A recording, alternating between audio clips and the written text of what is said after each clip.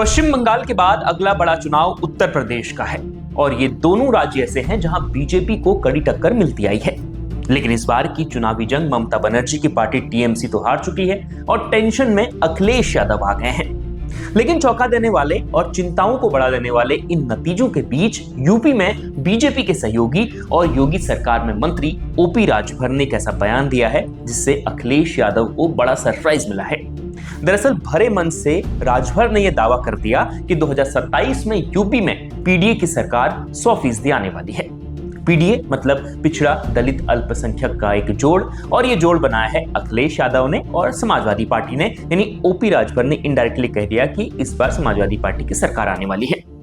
OP Rajbhar का यह बयान सोशल मीडिया पर वायरल हुआ, लेकिन यह बयान गलती से दिया गया या राजभर की जुबान फिसली या फिर उन्होंने जानबूझकर बीजेपी को कोई बड़ा संदेश देने के लिए यह बयान दिया, इस पर बहुत चर्चा है, बहुत सवाल पूछे जा रहे हैं। इस पर आखिरी में बात करेंगे, उससे पहले बंगाल की बात करते हैं जिसे लेकर अखिलेश यादव बेहद चौंकने हो गए हैं।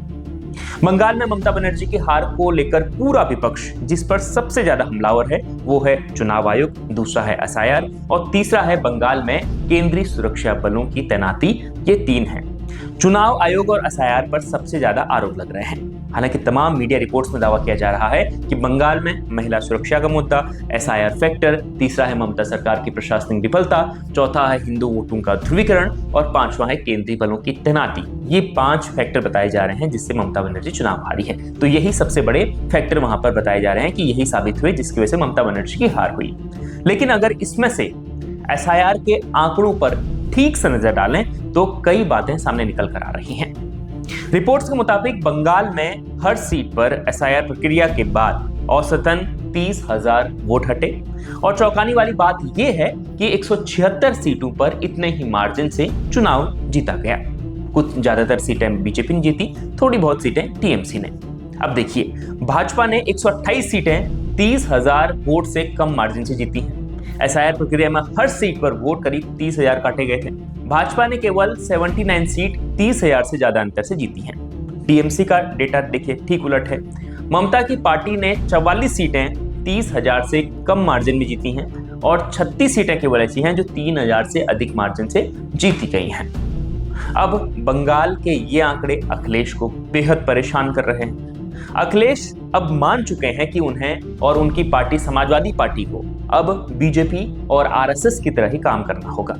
इसीलिए अखिलेश चुनाव आते आते अपने फैसले बदल रहे हैं, रणनीति में बदलाव कर रहे हैं और खबर यह भी है कि अखिलेश यादव ने ममता की हार के बाद चुनावी रणनीति बनाने वाली कंपनी आईपैक के साथ अपनी डील को रद्द कर दिया है। खबरें इस वक्त आ रही हैं मीडिया रिपोर्ट्स में, यानी अखिलेश टीएमसी की हार से पूरा सबक ले रहे हैं। अब आते हैं ओपी राजभर के बयान पर। यूपी सरकार में कैबिनेट मंत्री और सुहेल देव भारतीय समाज पार्टी के राष्ट्रीय अध्यक्ष ओम प्रकाश राजभर का एक वीडियो सोशल मीडिया पर जमकर वायरल हुआ। इसमें वो 2027 में 100% पीडीए की सरकार बनने का दावा करते हुए दिख रहे थे। हालांकि बाद में उन्होंने अपनी उसी गलती को सुधारा और पीडीए की जगह एनडीए सरकार कहा। एनडीए की सरकार आएगी ये उन्होंने बात कही, लेकिन जब तक उन्होंने अपनी गलती सुधारते पूरा वीडियो सोशल मीडिया पर वायरल हो चुका था। अखिलेश ने भी राजभर के बयान पर चुटकीली रिएक्शन दिया, लेकिन अब इन सब के बीच में अखिलेश ये तो समझ गए हैं कि अभी उनकी तैयारी कहां पर है और उन्हें किस लेवल तक तैयारी करनी है। आपको क्या लगता है कि क्या समाजवादी पार्टी की जो अभी की तैयारी आपको नजर आ रही है, क्या वो बीजेपी को टक्कर दे पाएगी या फिर नहीं? कमेंट कर जरूर बताएं और देश दुनिया और तमाम यूपी उत्तराखंड की खबरों के लिए देखते रहें News 24।